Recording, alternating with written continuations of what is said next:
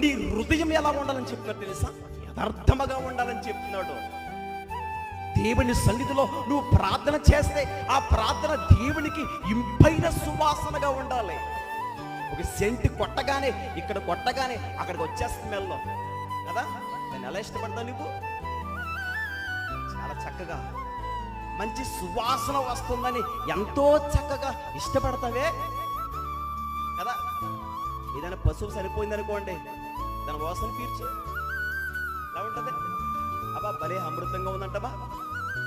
Road మీద మనం నడుచుకుంటున్నప్పుడు ఏదో కొట్టేసి చనిపోద్ది కదా. చనిపోయినప్పుడు అబ్బా ఎంత బాగా వస్తుందో స్మెల్ అని కూర్చొని పీలుస్తామా? దేవుడు కూడా మన హృదయాన్ని గుంపు కొట్టే హృదయంగా కనబడుతుంది దేవుడు, తెలుసా అండి?